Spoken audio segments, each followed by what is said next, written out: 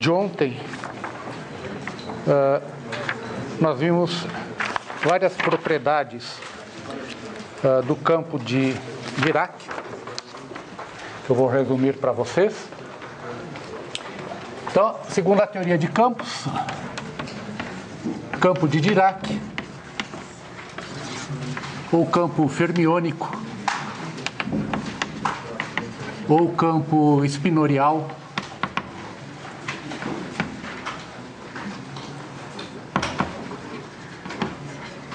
em princípio são todos sinônimos.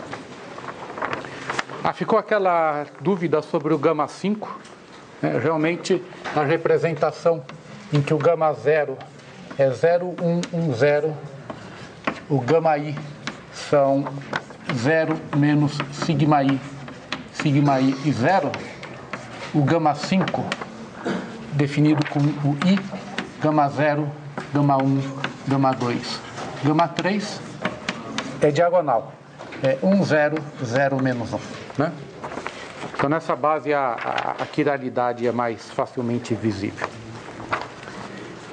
Então o campo fermiônico ele é um objeto com 4 componentes, psi1, psi2, psi3 e psi4, que não pertencem à álgebra dos números reais, mas formam uma álgebra de Grassmann, né?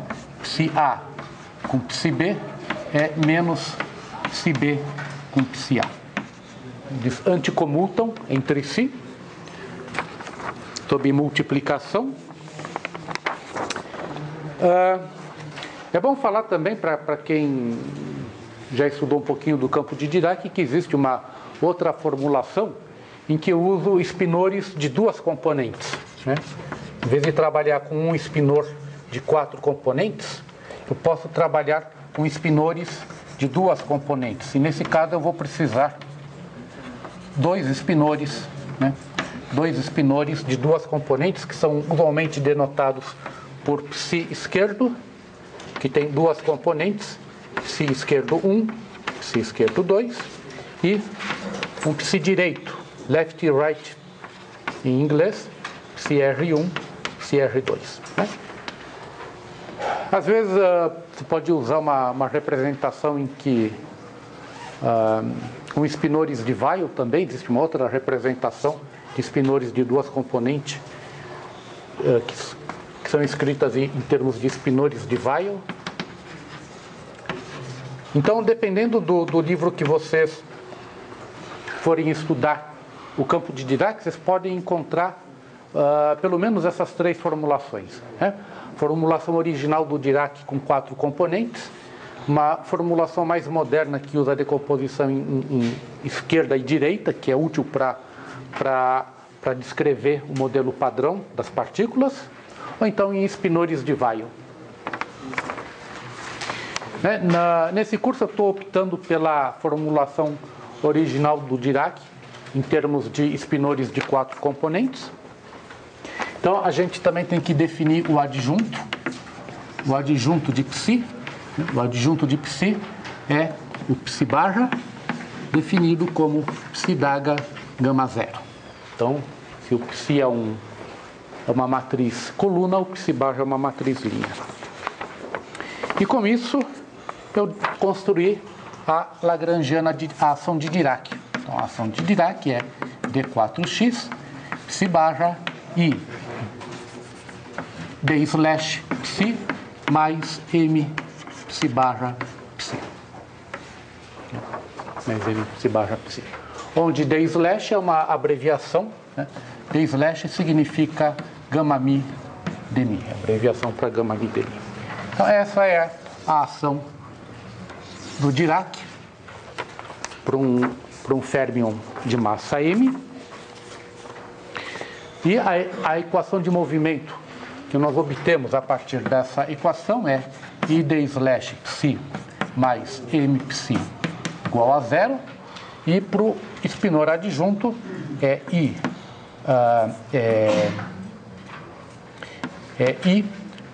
dmi de psi barra gama mi menos m psi igual a 0. Então são as equações de movimentos. a gente trata psi e psi barra como campos independentes.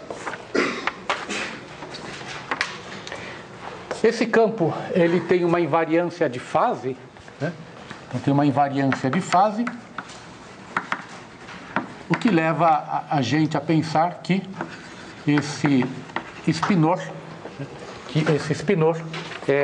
tem carga elétrica. A invariância de fase é psi psi' igual a exponencial de I alfa psi, né? E psi barra linha indo em exponencial de menos I alfa psi barra com alfa real. Então isso me dá uma transformação de fase e eu posso calcular, né? Se tem uma invariância de fase, existe uma corrente conservada, e essa corrente ela é I psi barra gama min psi. Então tem uma corrente conservada. Muito bem. Eu disse também que a gente pode introduzir, pode impor uma condição, né, nessas 4 componentes que definem o campo de Dirac. Eu posso impor uma espécie de condição de realidade para diminuir o número de componentes independentes, né? Vocês vejam que eu tenho 4 componentes complexas independentes, tem muitos graus de liberdade aí. Então eu posso impor a condição de Majorana, né?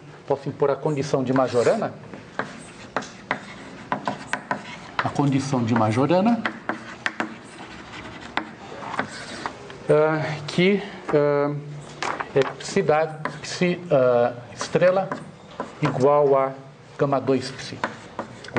Isso reduz a metade o número de graus de liberdade, né? Reduz a metade o número de graus de liberdade. E esse espinor que obedece a essa condição é conhecido como um espinor de Majorana.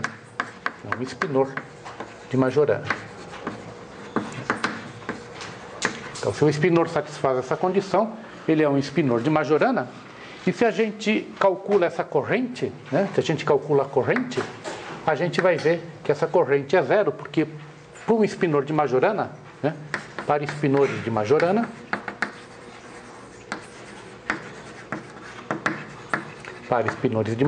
psi barra gama mi psi é sempre zero, né? Essa é uma propriedade algébrica dos espinores de Majorana. Muito bem, então isso significa que enquanto um espinor de Dirac, né? Um espinor de Dirac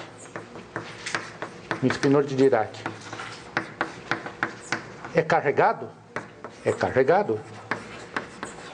o espinor de Majorana é neutro, não tem carga elétrica. Então eu posso ter espinores com carga elétrica, se forem espinores de Dirac, posso ter espinores sem carga elétrica, se ele for um espinor de Majorana.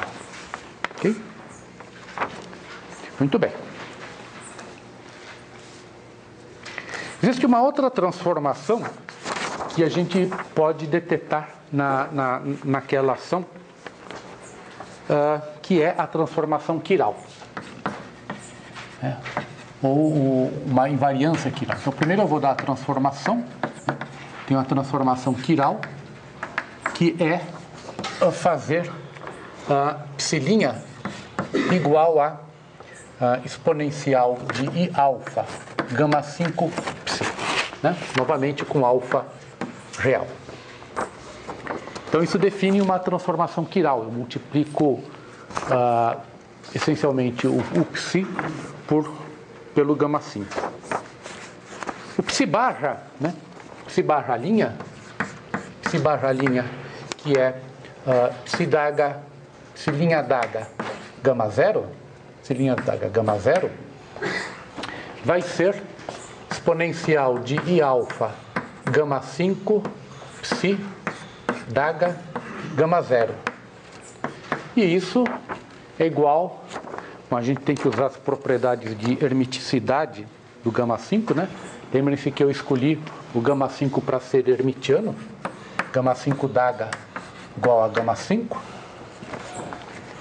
Então, quando eu atuo com o daga aqui no gama 5, vai dar ele próprio, só troca o sinal só troca o sinal do i. Então, isso vai me dar psi daga exponencial de menos i alfa, gama 5, gama 0. Ok?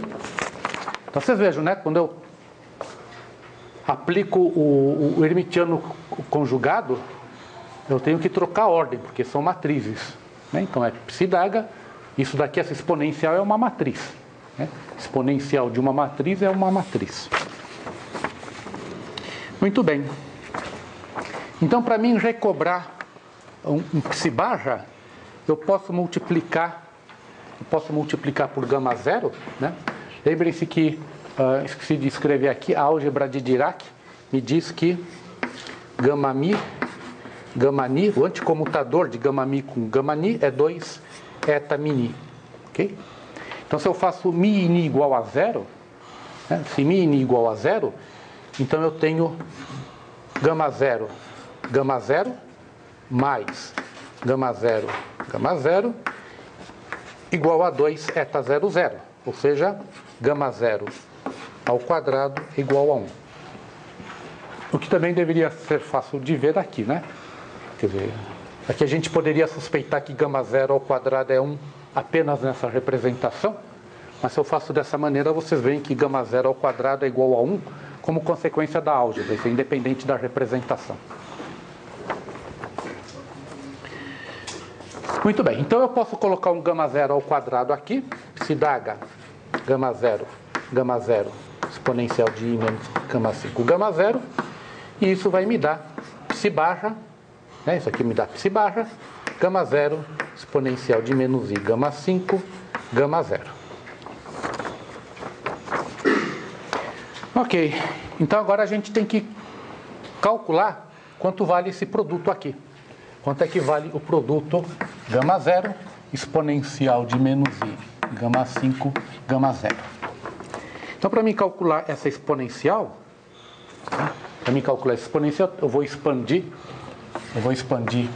a exponencial, vai me dar 1 menos i gama 5, esqueci o alfa, esqueci um alfa, né?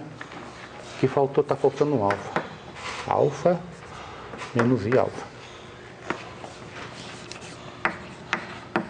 Então aqui vai me dar i alfa gama 5 mais 1 sobre 2 fatorial de i alfa gama 5 ao quadrado, mais etc, gama 0. Bom, vamos escrever mais um termo, né? Vamos escrever mais um termo.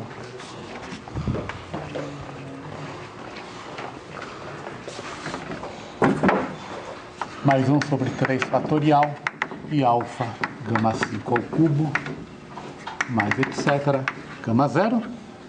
E aí vocês veem que isso daqui vai me dar 1 menos i alfa gama 5. Lembrem-se que o gama 5 ao quadrado é igual a 1, né? Novamente, isso se você quadra o gama 5, você vê que isso vai dar 1. Mas isso também é independente da representação. Gama 5 ao quadrado tem essa propriedade, né? É hermitiano e o quadrado dele é igual a 1.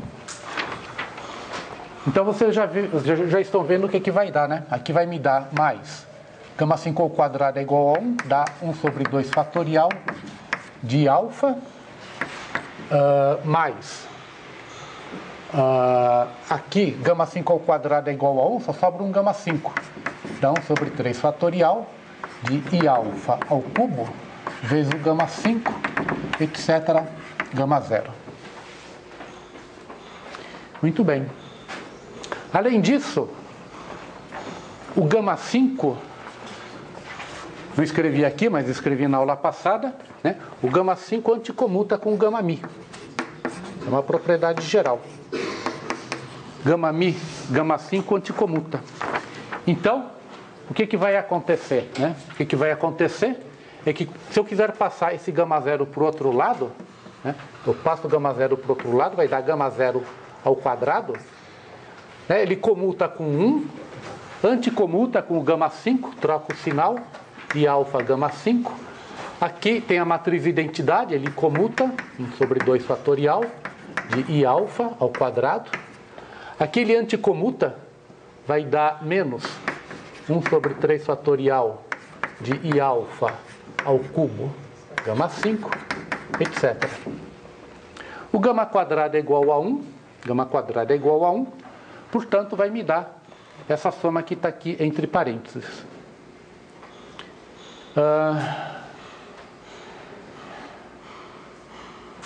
E nessa soma vocês veem que esse termo aqui, né, aqui aparece o sinal de mais, aqui aparece o sinal de mais, esse menos pode ser colocado aqui dentro.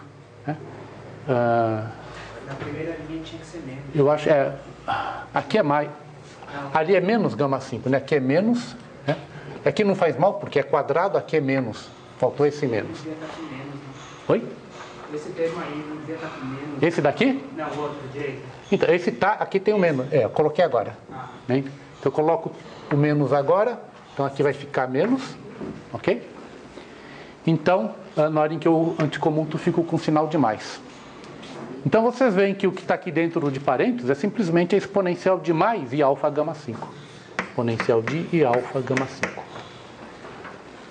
Então gama 0, exponencial de menos I alfa gama 5. Gama 0, só troca o sinal. Então isso daqui vai me dar psi barra exponencial de I alfa gama 5. Então a psi barra linha se transforma exatamente igual ao psi, né? Exatamente igual. Enquanto que numa transformação de fase existe uma troca de sinal. Essa troca de sinal é crucial para essas coisas. Então a gente tem que ver agora se essa transformação leva a uma invariância da ação. Né? Tem que ver se isso leva a uma invariância da ação. Então a gente tem que testar se fazendo essa transformação no termo cinético e no termo de massa, a ação continua a mesma. Então vamos fazer essa transformação no termo, no primeiro termo da Lagrangiana. Eu vou precisar de... Posso apagar isso aqui? Todo mundo copiou?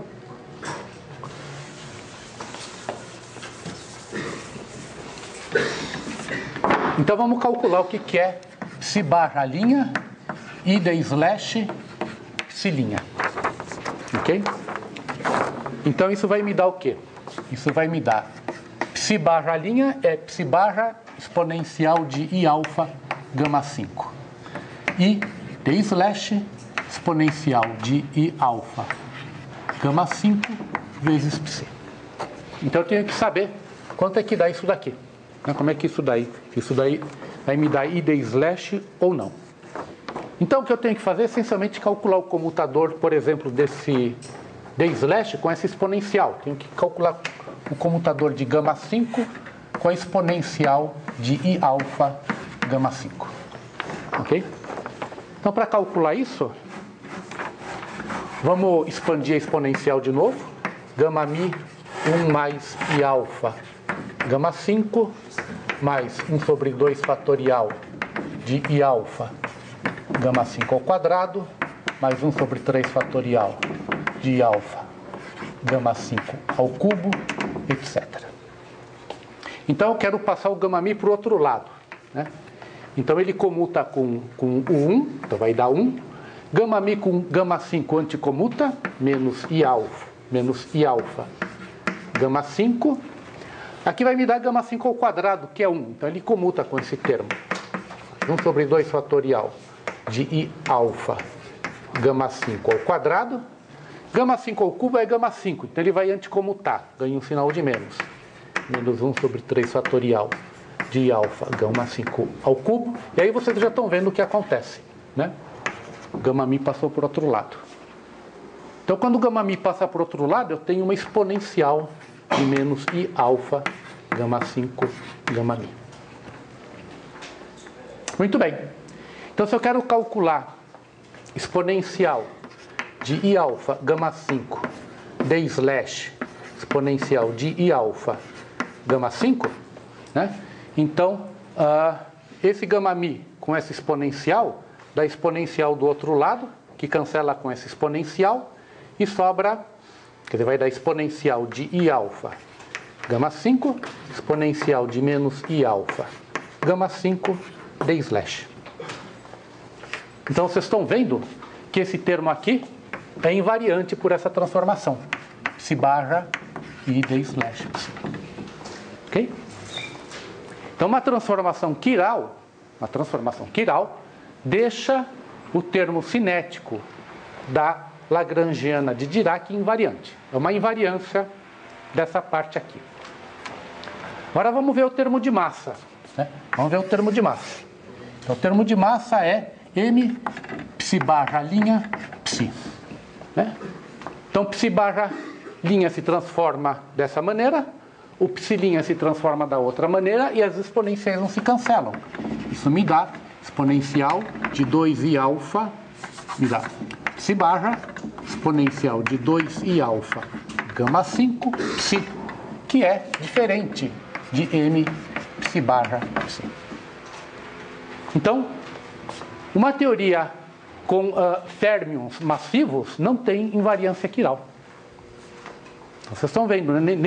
Nem sempre uma simetria que... nem sempre uma transformação que é simetria de uma parte da lagrangiana é simetria da outra. Isso acontece frequentemente. A gente tem que testar todos os termos da lagrangiana. Então, vocês vejam que a ação de Dirac, né? A ação de Dirac é invariante por transformações quirais, por uma transformação quiral, se m for igual a zero. Só no caso sem massa. Então, férmions sem massa são, além de serem invariantes pela transformação de fase, eles são invariantes pela transformação quiral, né? Veja que a transformação de fase, ela deixa isso daqui invariante, né? Não tem nenhum problema com a transformação de fase no termo de massa, mas a transformação quiral não. Certo? Bom, independente de ser uma simetria ou não, eu posso aplicar o teorema de Noether para essa ação aqui, e vou encontrar uma corrente de Noether, já que pelo menos esse termo aqui vai ser invariante.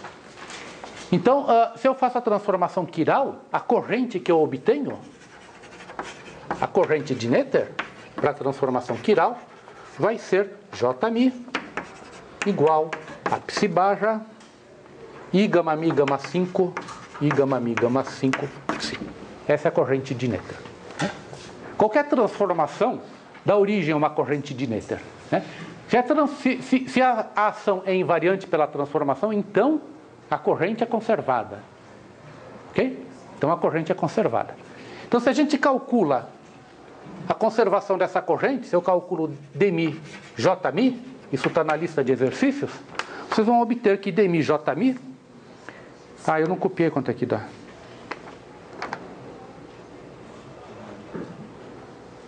É m vezes alguma coisa, que eu não sei quanto que é, eu não vou colocar porque eu... né? É m vezes alguma coisa, que só vai ser igual a zero se o m for igual a zero. Deixa eu ver se eu coloquei na lista. Alguém está com a lista aí? Para mim... Eu acho que eu não coloquei na lista não, né? Deixa eu ver a lista. Lista de hoje. De hoje. Quem está com a lista de hoje? Só você que pegou? Não, acho que não pôs. Me dá um gesto, então.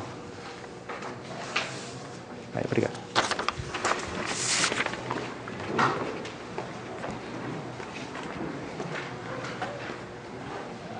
Eu não dou a expressão da...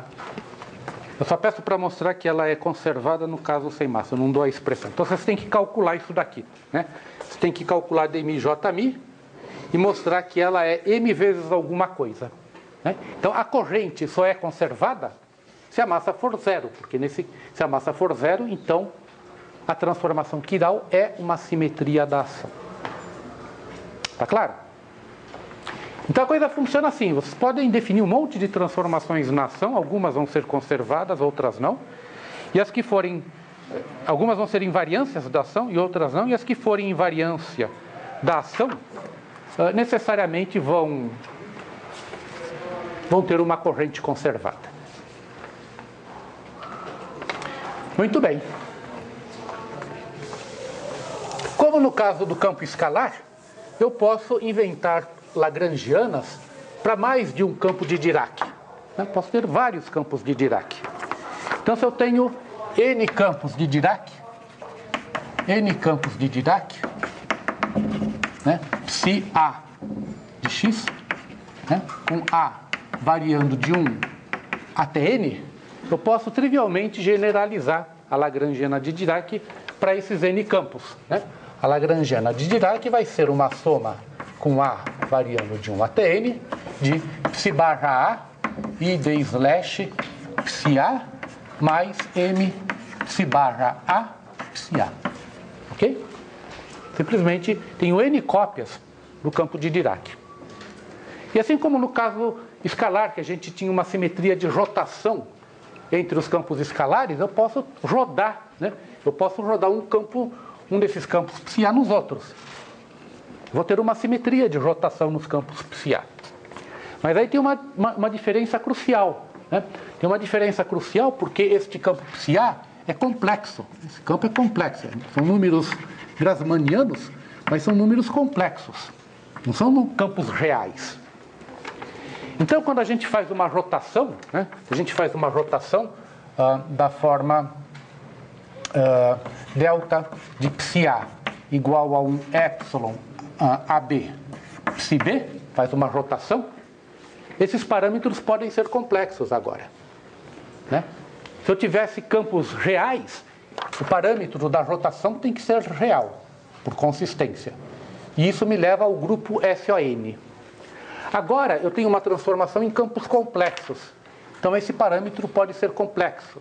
E as rotações do plano complexo vão dar... O plano complexo, não, isso não é um plano complexo, mas as rotações com parâmetros complexos vão dar como grupo de simetria o grupo unitário. Grupo especial unitário em n dimensões. Formado por matrizes n por n, unitárias e de determinante 1. Então, se a gente quer a transformação mais geral, a gente tem que pegar o grupo unitário, porque, nesse caso, os parâmetros não têm que ser reais. Então, essa é a única diferença que acontece quando eu considero campos de Dirac e eu comparo o resultado com o campo escalar. Em geral, a gente usa campos escalares reais. O grupo de simetria interna é SUN. Quando eu uso campos complexos, como no caso de Dirac, o grupo de simetria interna passa a ser SUN. Ok? Muito bem. Muito bem. Alguma dúvida?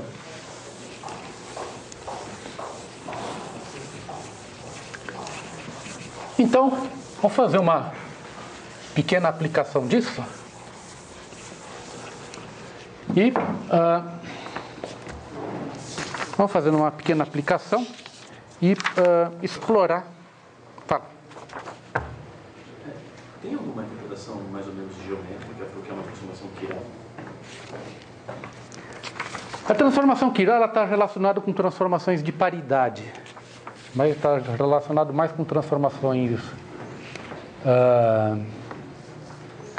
que não são contínuas, Existe uma outra coisa que eu estou omitindo completamente desse curso, que são as transformações discretas, Todas essas transformações que a gente vem estudando, seja ela transformação de Lorentz, translação, simetria interna, são transformações contínuas. São transformações contínuas, porque os parâmetros, vamos chamar genericamente o parâmetro de epsilon, A transformação vai ditar a estrutura de índices desse epsilon. Esse parâmetro varia continuamente. A única coisa que eu sei é que ele é um número pequenininho. Mas é um número. Isso o que acontece é que existem outras transformações que não operam de forma contínua, Ele é contínua porque Usualmente a gente escreve a transformação desta forma, delta φ igual a epsilon φ, ou seja, φ' é igual a φ mais epsilon φ. Então você vê que se esse epsilon é igual a zero, isso corresponde à transformação em identidade. Eu tenho φ' igual a φ. E aí, à medida que o epsilon vai crescendo, eu estou me distanciando da identidade. Então, é uma operação contínua. É uma operação que me distancia da identidade de forma contínua. Existem outros tipos de transformações que não fazem isso, que são as transformações discretas. As transformações discretas. Que são operações que vocês conhecem, né? Por exemplo, uma operação discreta é a operação de inversão temporal. Inversão temporal. Né? O que é inversão temporal? Você faz t indo em menos t. Você faz t indo em menos t. Isso é uma simetria da ação. Pega o caso da mecânica, né? L é 1/2 de mx ponto ao quadrado menos v de x. Né? Uma derivada temporal aparece ao quadrado, se eu faço t indo em menos t, esse termo continua o mesmo. Tá certo? É uma simetria da ação.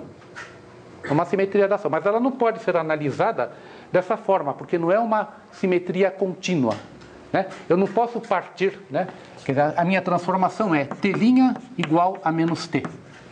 Essa transformação ela não está conectada à identidade. Porque eu não posso começar da identidade com epsilon igual a zero até chegar a um epsilon finito. Você vê que não tem nenhum parâmetro, é simplesmente fazer t indo em menos t. Não posso colocar um epsilon aqui, porque aí não é uma simetria da ação. Né? Não é uma simetria da ação, porque se eu faço isso, dt' vai ser igual a menos 1 sobre epsilon dt. Se eu coloco na lagrangiana, ela não vai ser igual à lagrangiana original. Vai ter um epsilon ao quadrado a mais. Então isso aqui só vai ser uma simetria da ação se epsilon for igual a 1. E não tem como conectar t' com t, escrever t' igual a t mais alguma coisa, né? Alguma coisa aplicada a t que me dê menos 1. Não existe essa transformação. Por isso ela é uma transformação discreta. Ela não é uma transformação contínua. Ela não está conectado com a transformação identidade. Com a transformação identidade. Então, existem outras transformações. Por exemplo, transformação de paridade. É outra transformação no espaço-tempo que é discreta. Paridade. Na transformação de paridade, o que você faz? Faz x indo em menos x, y indo em menos y, z indo em menos z. Ok? Então você vê que o termo cinético é invariante. O termo cinético é invariante. Né? O potencial vai ser invariante ou não, vai depender. Se for um potencial sempre quadrático, né? ou tiver só potências pares de x, então ele vai ser invariante. Se tiver potências ímpares, ele não vai ser invariante. Ok? Então existem essas transformações de paridade. E a transformação quiral, apesar de ela estar conectada com a identidade, né? É uma transformação contínua a transformação quiral. Né? Mas a gente entende melhor ela no contexto de uma transformação de paridade. Ela está associada com transformações de paridade. Né? E a gente vê isso porque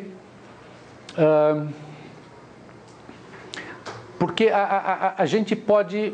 Lembre-se que eu falei para vocês, né? Lembre-se que eu defini um campo escalar.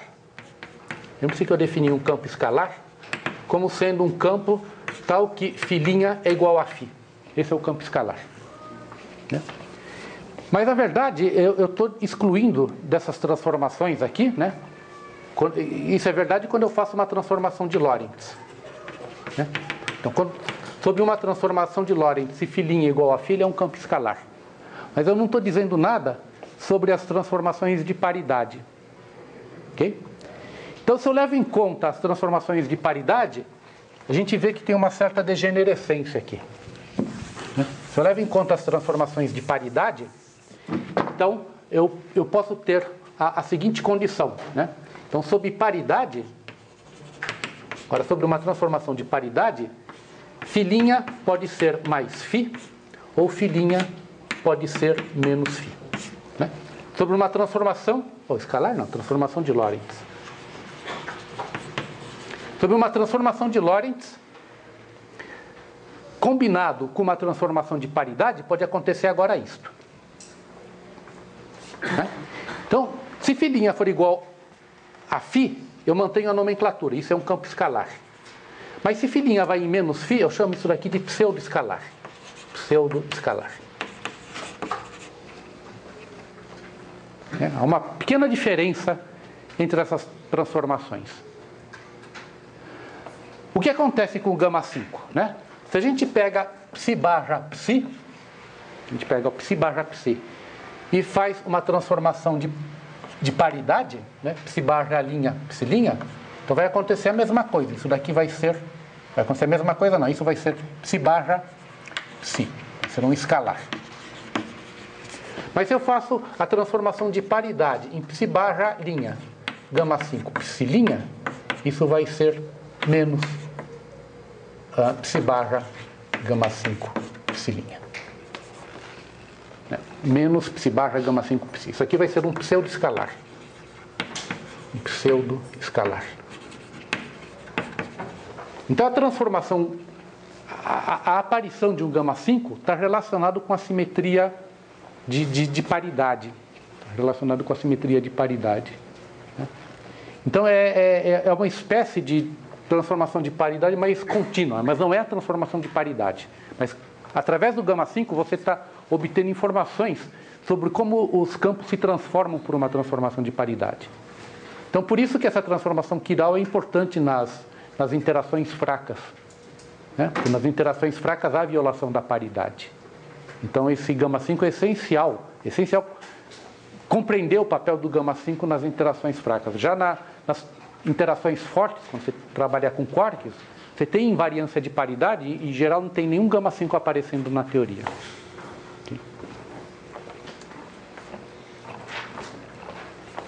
Ok, pessoal, mais perguntas?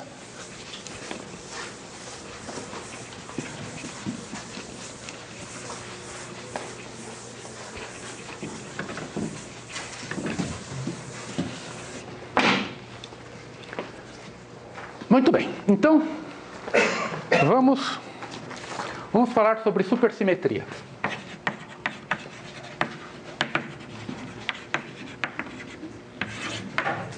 A gente sempre aprendeu que bósons são objetos completamente diferentes de férmions, né? Bósons são diferentes de férmions. Bom, por quê? Porque bósons gostam de viver junto, né? Satisfazem a estatística de Bose-Einstein. Você pode encher um copo com bósons que todos eles vão ficar lá embaixo no estado fundamental e ninguém vai reclamar. Se a gente tenta colocar um monte de férmions juntos, a estatística de Fermi-Dirac me diz o quê? Só um férmion vai estar no estado fundamental. Ele não vai ter mais nenhum companheiro perto dele. Todos os outros têm que ocupar estados diferentes. Ok? Então os férmions não gostam de viver juntos. E, portanto, eles são, obviamente, partículas com comportamento completamente diferente. Né? Bósons têm spin inteiro. Né? Por exemplo, o fóton tem spin 1. E férmions têm spin semi-inteiro. O elétron tem spin meio. Então, eles são praticamente objetos irreconciliáveis. Né? Não há como a gente tentar estabelecer alguma simetria entre bósons e férmions. Então, essa era a crença até a década de 70, quando... de repente, né, estudando teoria de cordas, se descobriu que é possível formular uma teoria que seja invariante pela troca de bósons por férmions. Né? Então vocês imaginam, vocês têm uma teoria que tem bósons e tem férmions, e de repente você descobre uma simetria que troca bósons e férmions e deixa a teoria totalmente equivalente. Né? Uma simetria da teoria. Essa simetria, pela troca de bósons e férmions, é exatamente a supersimetria. né? Então foi uma teoria que foi descoberta, quer dizer, essa simetria foi descoberta na década de 70 e causou um enorme furor. Ela existe na natureza? Até agora não foi detetado, né? A gente sabe que, a gente vai ver quais são os requisitos para uma teoria ser supersimétrica e vocês vão entender por que o nosso mundo não é supersimétrico.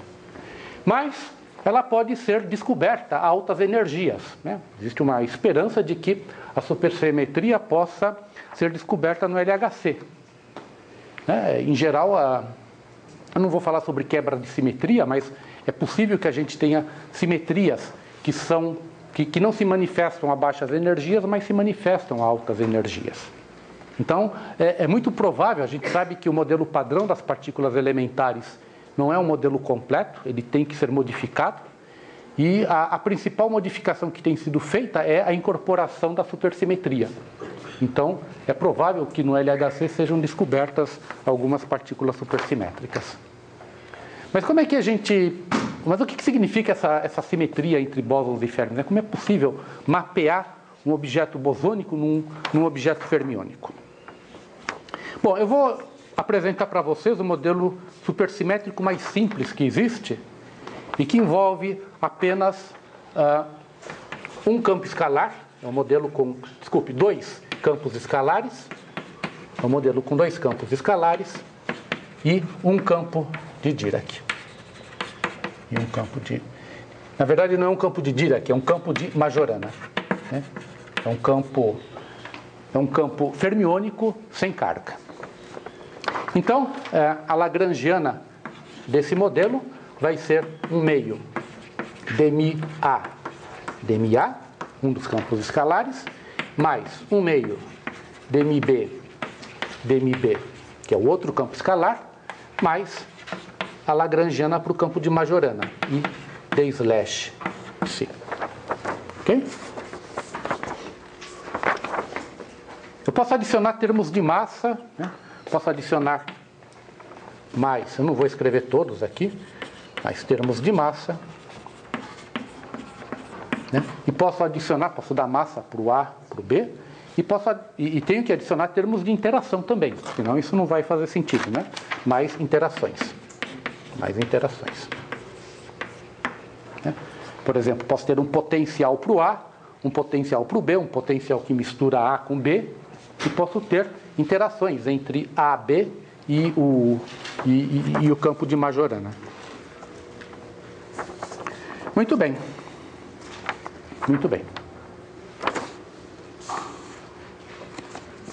Quais são as simetrias desse modelo, né? Então, vamos analisar só o termo cinético, né? Vamos pegar só essa parte aqui. Depois a gente vê o que acontece com os outros termos, né? Pegar só essa parte aqui. E vamos ver quais são as simetrias. Alguém pode identificar algumas simetrias de imediato? Você já tem condições de fazer isso.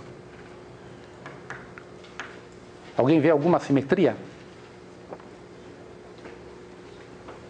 Nada? Simetria quiral. Simetria quiral. Ok. Então, se não tiver termo de massa para o férmion, né? Se não tiver massa... Se a massa do férmion for igual a zero, então tem simetria quiral. Mas tem simetrias mais básicas, pessoal. Qual é a simetria mais básica? Invariância de fase. Ok, tem uma invariância de fase? Aqui tem uma invariância de fase, né? Que é φ barra φ. Aqui tem uma invariância de fase?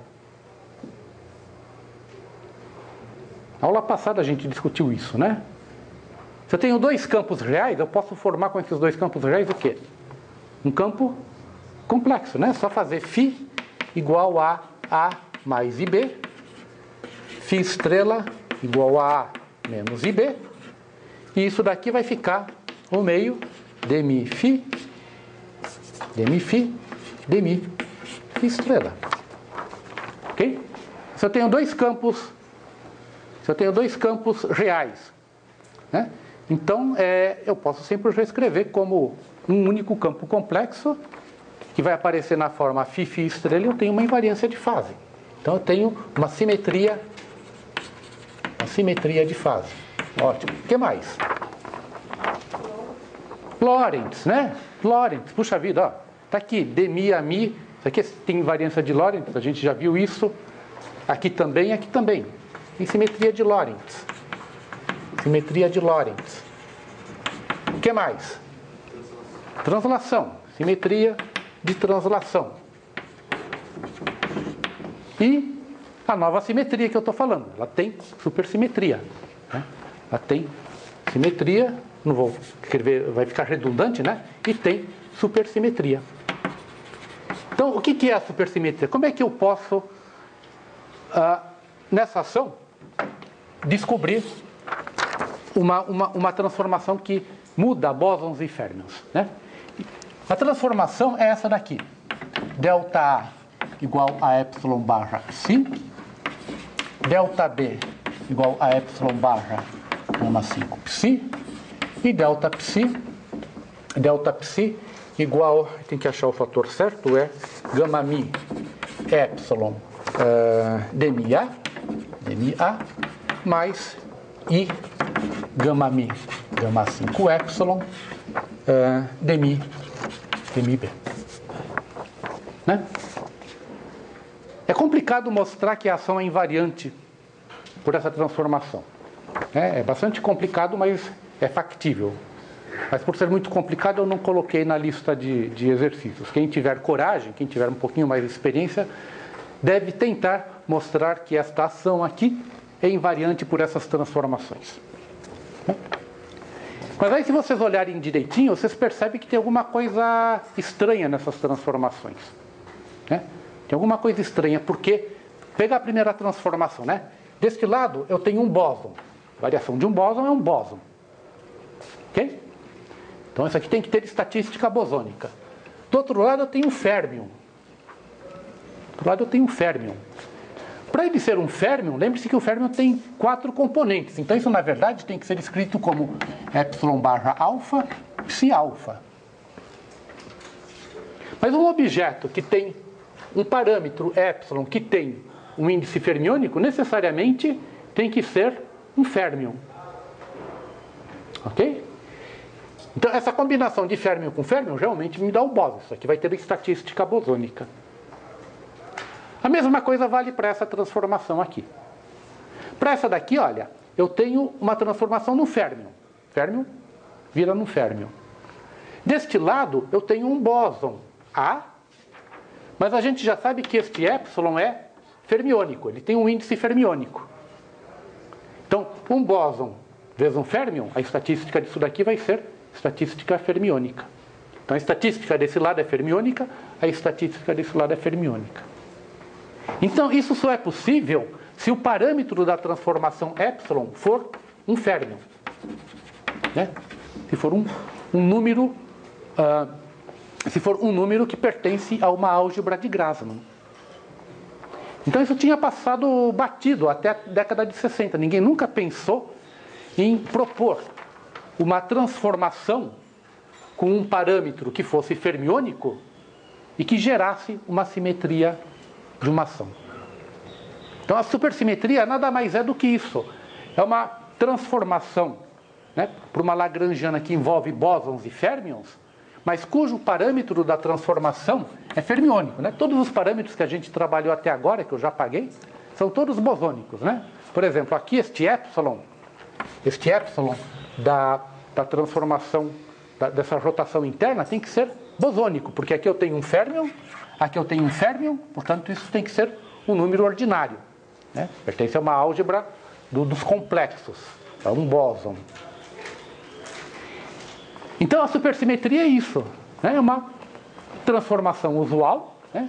A gente já viu várias transformações, só que ela mapeia em campos diferentes. Mapeia um bóson no férmion e mapeia férmions em bósons. E ela deixa a ação invariante. Transformação faz a variação de L, isso vai dar zero. Né? E pelo teorema de Noether eu vou ter uma corrente conservada, que é a supercorrente. Né? Agora é tudo super. Uma teoria supersimétrica, tudo é super. Então você tem uma supercorrente que vai ter componentes. Né? A supercorrente ela vai ter um Jμ e vai ter um Jμ alfa. Né? Vai ter uma parte fermiônica da corrente. Vai ter uma corrente bosônica e uma corrente fermiônica. Então isso vai acontecer em toda a teoria supersimétrica, né? Eu tenho que ter sempre bósons e férmions juntos. Se a gente conta o número de graus de liberdade, a gente vai contar 2 graus de liberdade aqui, 1 grau de liberdade para um, mais 1 grau de liberdade para o B, ok?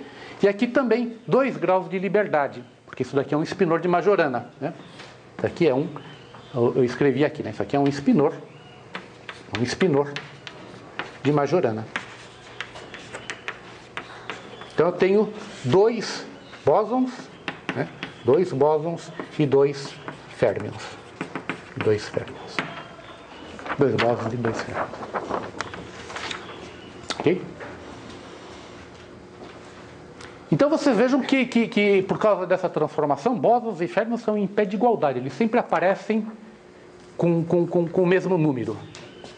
Ou seja, se eu tenho uma partícula bosônica, 2 partículas bosônicas A e B, então tem que ter um companheiro supersimétrico que é o psi. Ou se eu tenho um férmion psi, eu tenho que ter companheiros supersimétricos, que são companheiros bosônicos, que são A e B. Então essa é a marca registrada da supersimetria. Para cada partícula tem que ter uma partícula com a estatística oposta, que é a companheira supersimétrica dela. Eu não vou mostrar para vocês, mas eu posso adicionar termos de massa, como eu falei, né? Posso adicionar termos de massa. Por exemplo, eu posso adicionar aqui 1/2 de m² A2 mais B2, ok? E posso adicionar mais m, não, meio, menos 1/2, mais m psi barra psi, em termo de massa para o férmion. Né? Para que esse termo de massa seja invariante por essas transformações, é necessário que essa massa do férmion seja exatamente a mesma massa dos bósons. Se tiverem massas diferentes, então isso deixa de ser uma simetria. Então o que a supersimetria está me dizendo? Além de eu ter a cada partícula o seu correspondente companheiro supersimétrico, de estatística oposta, ele tem que ter a mesma massa. Ok? Ele tem que ter a mesma massa. Então, se eu tenho o elétron, e a supersimetria existe na natureza, eu tenho que ter o companheiro supersimétrico do elétron com a mesma massa do elétron.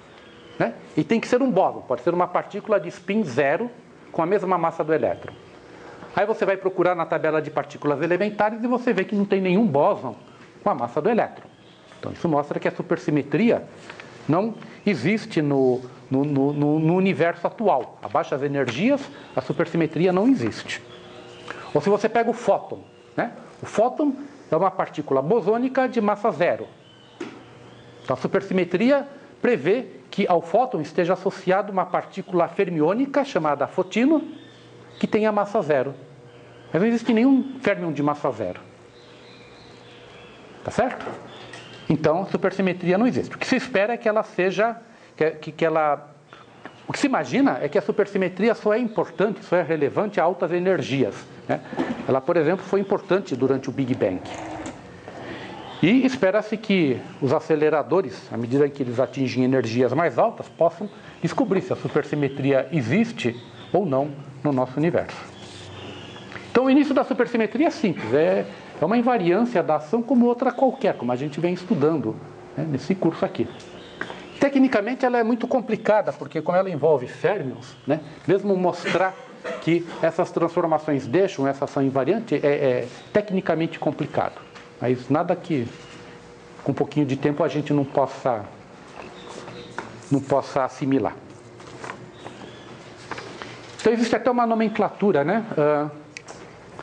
Então, existe uma nomenclatura supersimétrica. Se você tem o elétron, o companheiro supersimétrico dele é o S-elétron, né? S de supersimétrico, ao fóton, você adota a nomenclatura de chamar os férmions com ino. Então, ao fóton se associa ao fotino. O que mais? O gluon se associa ao companheiro supersimétrico que se chama gluíno. Ao quark, né? aos quarks, você vai ter companheiros bosônicos, que são os S-quarks. e assim por diante. Ok? Então essa é uma área de pesquisa bastante...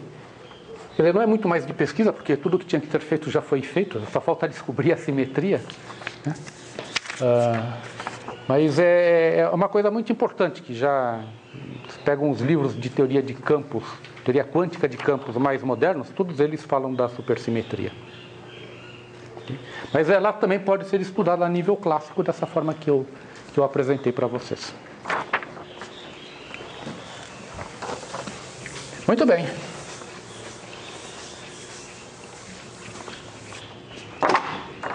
Ela é candidata também para matéria escura, né? No modelo existe uma versão do modelo supersimétrico, do modelo padrão, né? Existe uma versão do modelo padrão, que é o modelo padrão minimamente supersimétrico, em que a partícula supersimétrica mais leve, chamada de neutralino, é encarada seriamente como uma partícula responsável pela energia, pela matéria escura do universo.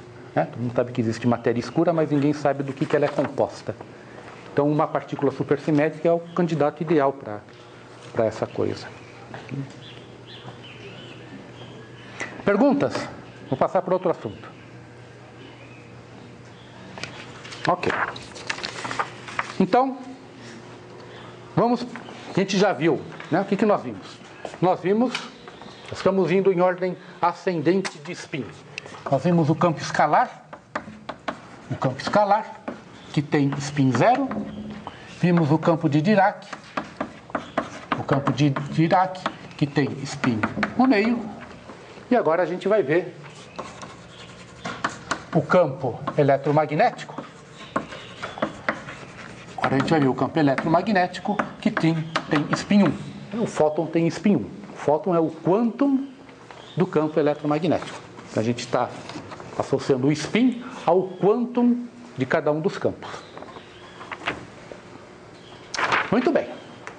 Então, para a gente discutir a teoria do campo eletromagnético, a primeira coisa que a gente tem que fazer é incorporar a relatividade restrita na descrição do campo eletromagnético. Curioso é que a relatividade restrita foi descoberta por causa do campo eletromagnético, mas pouca gente se preocupa em ensinar a versão do eletromagnetismo que é consistente com a relatividade restrita, de fazer o caminho de volta, né? Então eu vou fazer isso rapidamente.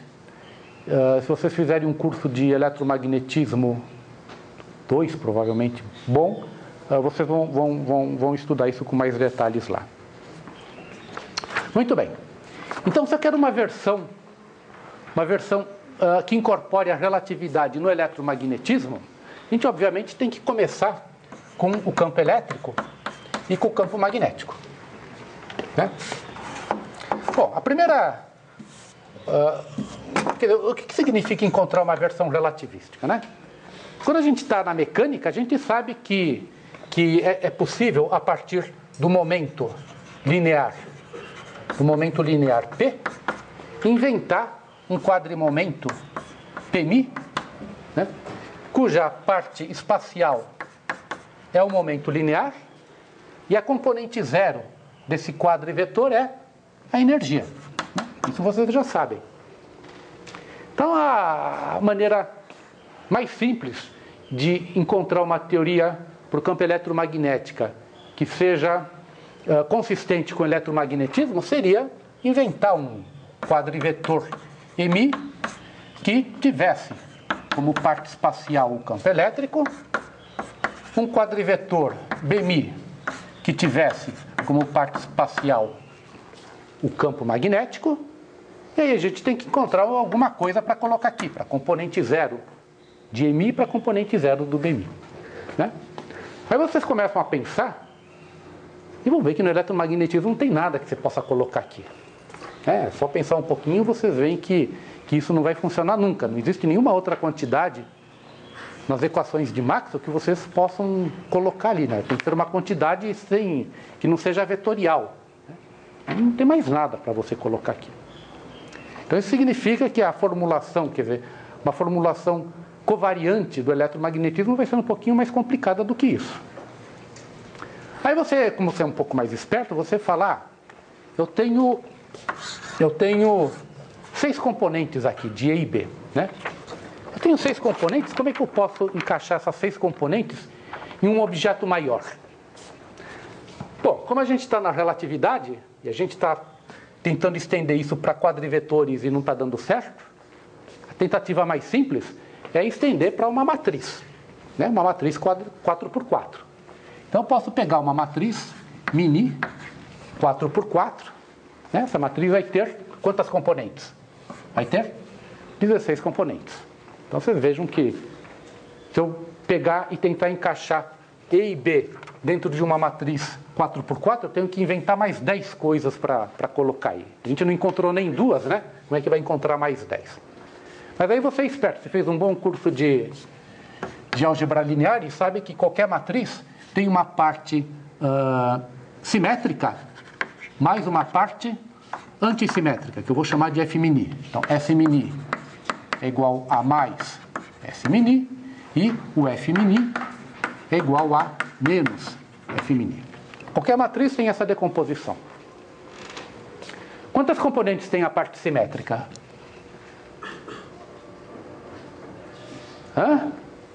10, né? Uma matriz 4x4 simétrica tem 10 componentes. E quanto vai ter na parte antissimétrica? 6, né? Que é o número mágico. Né? Então a gente pode incorporar o campo elétrico e o campo magnético como sendo as 6 componentes de uma matriz antissimétrica 4x4.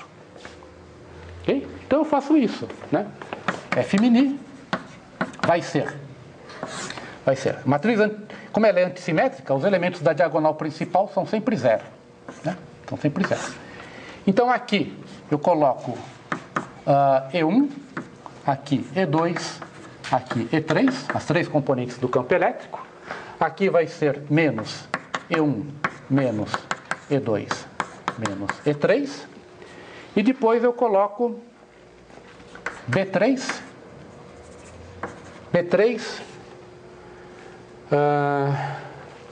B1, menos B1 e B2.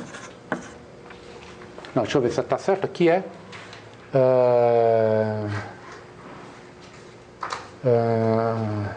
1, 2, B2, menos, acho que é. E aqui, menos B3, B2 e menos B1. Então tá aí. Eu tenho uma matriz 4x4 e embutido nessa matriz eu tenho o campo elétrico e o campo magnético. Né? Essa matriz é o campo eletromagnético. Essa matriz é chamada do tensor, né? Uma linguagem mais sofisticada. Esse é o tensor do campo eletromagnético. A matriz é o tensor do campo eletromagnético. Aqui eu estou ordenando essa matriz com índice 0 no começo, 1, 2, 3, 0, 1, 2 e 3. Então eu posso escrever que as componentes 0 e, né, as componentes 0 e dessa matriz são as componentes do campo eletromagnético, do campo elétrico, EI, ok? E as componentes F e J, componentes F e J, elas vão ser epsilon e JK de BK, onde epsilon e JK é o tensor de Levi-Civita em 3 dimensões, né? Isso daqui é 1 se IJK for permutação par de 1, 2 e 3, se for permutação ímpar é menos 1, né? Se for permutação par, se IJK for permutação par de 1, 2 e 3, vai ser menos 1 se for uma permutação ímpar de 1, 2 e 3, e vai ser 0 se 2 índices forem iguais, que são os outros casos. Essa é uma maneira compacta de escrever o campo elétrico e o campo magnético. Ok? Então vocês vejam, né? Agora eu tenho um objeto quadridimensional Eu tenho um objeto quadridimensional que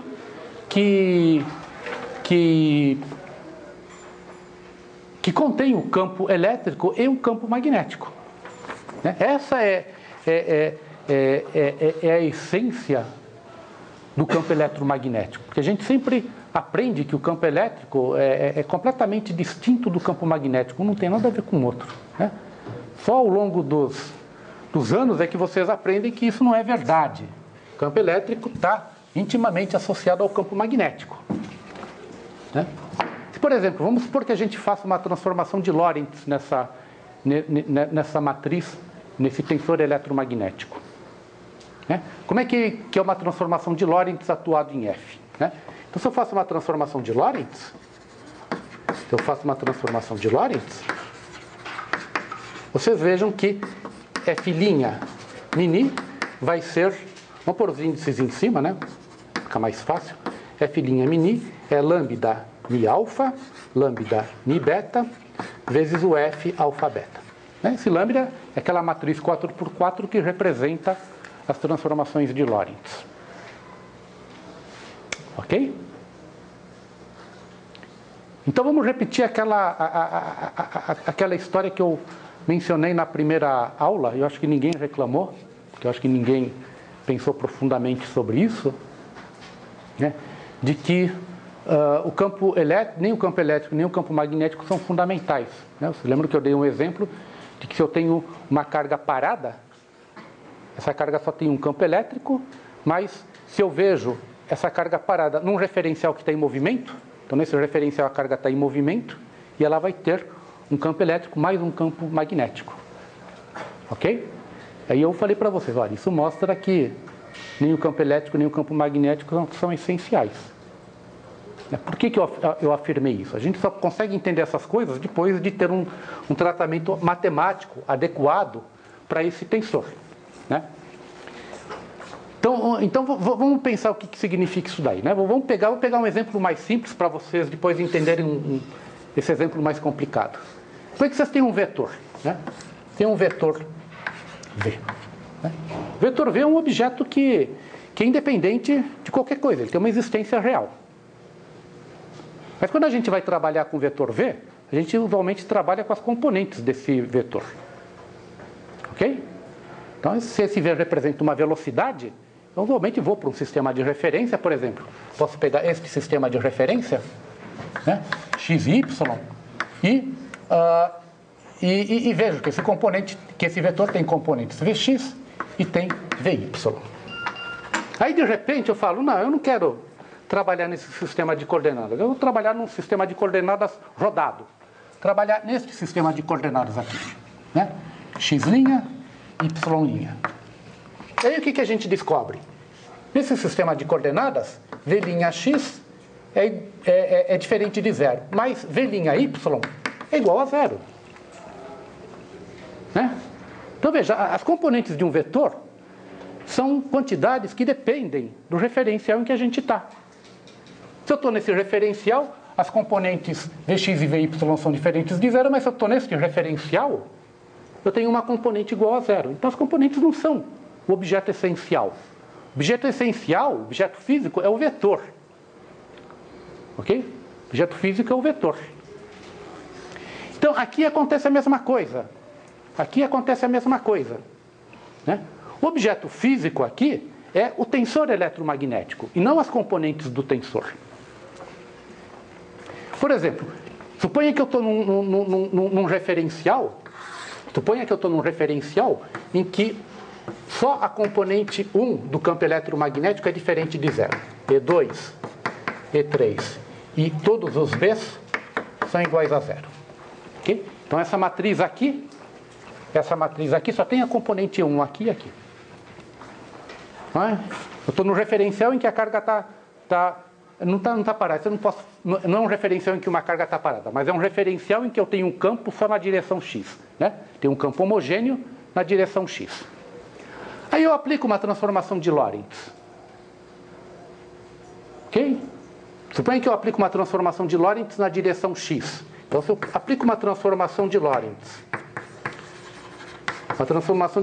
na direção x, na direção x, a gente sabe que o lambda fica com aquela forma, cosseno hiperbólico de alfa, seno hiperbólico de alfa, 0, 0, que é seno hiperbólico de alfa, cosseno hiperbólico de alfa, 0, 0, 0, 0, 1, 0, 0, 0, 0, 1.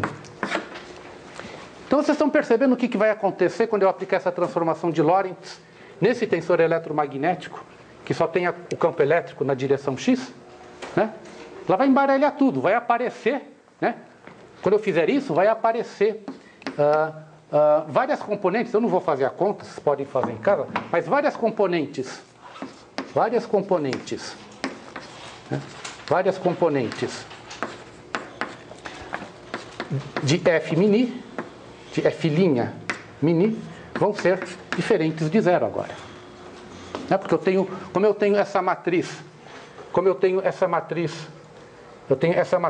que mistura as linhas 0, linha e coluna 0 e 1, então esse setor aqui vai ser mexido, este setor aqui e este setor aqui vão ser mexidos. Então nesse outro referencial, eu vou ter componentes que são diferentes de zero.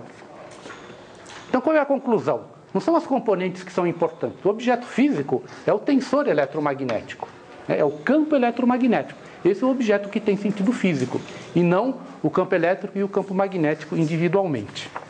Então a gente só consegue apreciar isso daí depois que entende coisas simples como essa, né? Diferenciar as componentes de um objeto do próprio objeto.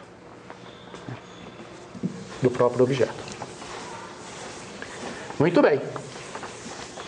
Então, uma vez que a gente descobriu qual é a representação apropriada para o campo elétrico e para o campo magnético dentro de uma formulação que seja covariante à relatividade restrita, a gente tem que reescrever as coisas que a gente conhece. Por exemplo, a gente sabe que os campos elétrico e magnético têm que obedecer às equações de Maxwell, né? As equações de Maxwell. Divergente de E. Vamos pegar no vácuo primeiro, né? As equações de Maxwell no vácuo. Divergente de E igual a 0. Rotacional de B igual a 0. Rotacional de E menos dB dt igual a 0. E rotacional de B mais dE dt igual a 0. Então, a gente pode reescrever essas equações, né, de forma que a relatividade restrita esteja manifesta, ou seja, em termos daquelas derivadas de μ, né, as derivadas em 4 dimensões, e do campo eletromagnético apenas? E a resposta é que é. Né? A resposta é que é. É só um pouquinho de exercício, está na lista, eu não vou fazer isso, né? Mas aí vocês podem mostrar que essas equações podem ser escritas como dμ de F mini igual a 0 e que dμ F mini ρ mais dμ F ρ mi mais dρ F mini igual a 0.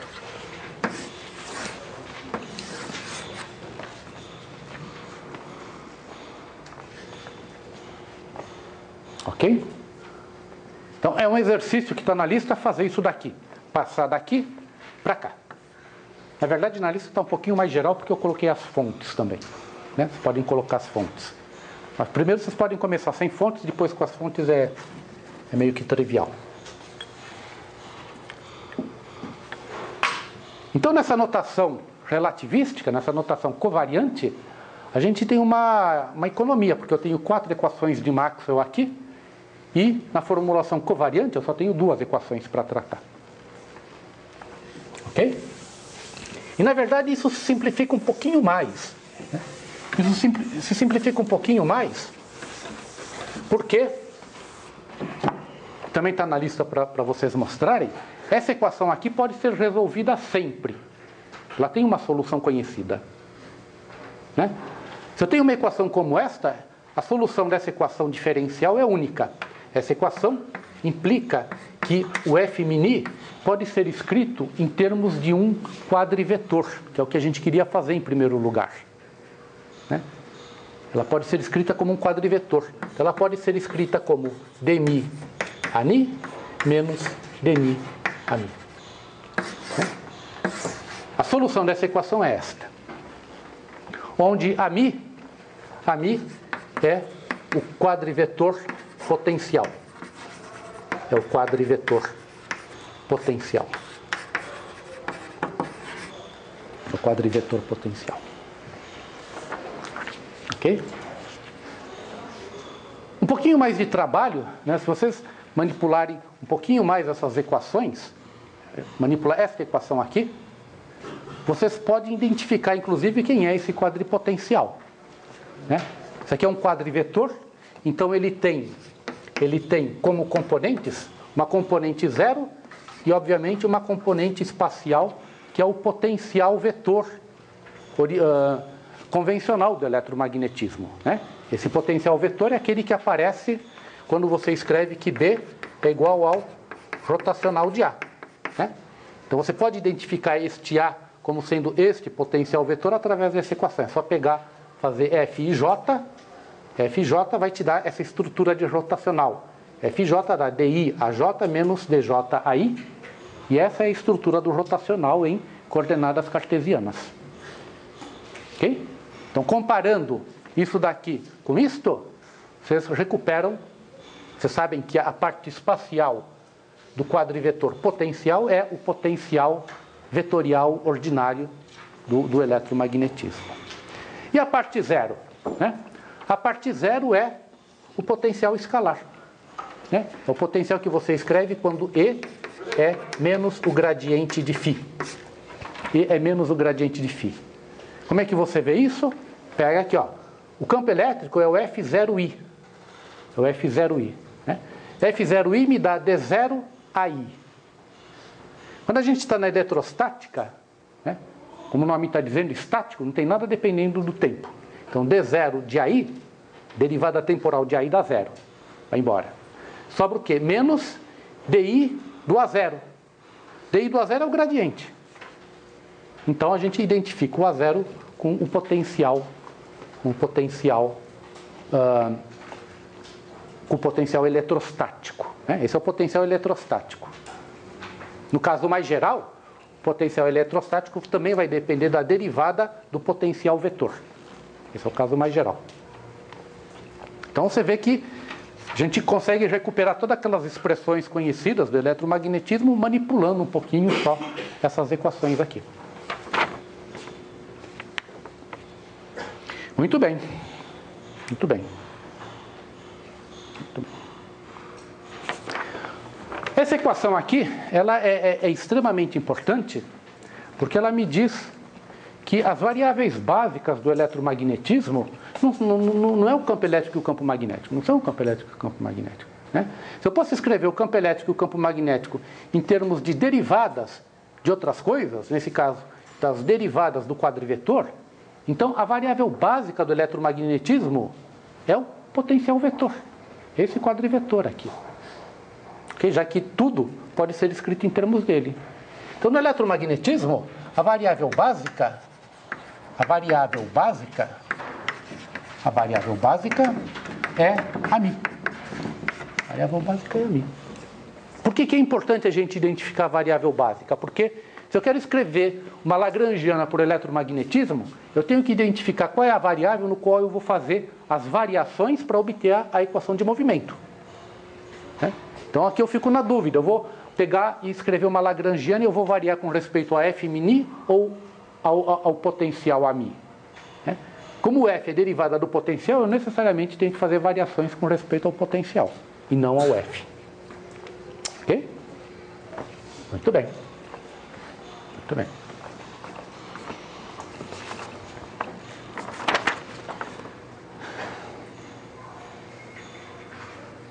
E outra uma coisa que não acontecia antes e que vai acontecer agora é que, e é uma coisa que pouca gente chama atenção para vocês no curso de eletromagnetismo, é que o campo elétrico não está univocamente definido se eu dou os potenciais, né? Se eu dou o potencial AμI, ou se eu dou um outro potencial AμI, que difere do potencial AμI por uma divergência total, por um dmi de lambda, né? Pego o potencial A, adiciono uma derivada total, vocês vejam que o F' mini, que vai ser dmi de ANI mais dmi lambda menos dmi de AMI mais dmi lambda, o que vai acontecer? Que você tem dmi dni menos dni dmi, né? Então isso daqui vai simplificar com isso, né? As derivadas parciais comutam entre si. Então o que aconteceu? Sobrou dmi ANI. F' é igual a F. Então se eu dou esse potencial A e calculo os campos elétrico e magnético, ou dou o potencial A mais essa derivada de uma função qualquer, né? Lembre-se que esse lambda agora depende de x, depende de t, x, y e z, uma função arbitrária, né? Se eu adiciono ao potencial a derivada de uma função arbitrária, eu obtenho os mesmos campos elétrico e magnético. Então isso daqui mostra que os campos elétrico e magnético não são univocamente definidos em termos do potencial. Existe uma indeterminação do potencial. Então, como essa transformação me dá o mesmo potencial, isso está gerando uma simetria no potencial, né? Alguma coisa que não muda quando eu faço uma variação. Então, se eu faço essa variação delta AMI igual a dmi lambda, faço essa variação no potencial. Então, a variação no F mini é zero. A variação no F mini é zero. Ok? Veja que a gente está encontrando uma simetria que não tem nada a ver com a lagrangiana, né? Por enquanto a gente está no nível de variáveis. A gente está brincando com as variáveis que aparecem naturalmente no eletromagnetismo. Essa simetria aqui é chamada de simetria de gauge. Simetria de gauge. Né? Gauge significa calibrar em inglês, né? E aqui você está calibrando os potenciais. Você pode calibrar o potencial da forma que você quiser, através de uma função arbitrária. Você calibra o potencial, mas os campos continuam os mesmos. Certo? No eletromagnetismo clássico, essa simetria de gauge não é muito importante, né? Ela serve como um artifício matemático para você procurar resolver as equações de Lorentz da forma mais simples. Como você tem uma liberdade na escolha do potencial, e se você escreve as equações de Lorentz em termos dos potenciais, você pode usar essa simetria para deixar suas equações mais simples. Então é mais um truque matemático, é um artifício matemático para simplificar as equações diferenciais. Na teoria quântica, isso daqui é essencial, né? Isso aqui é essencial.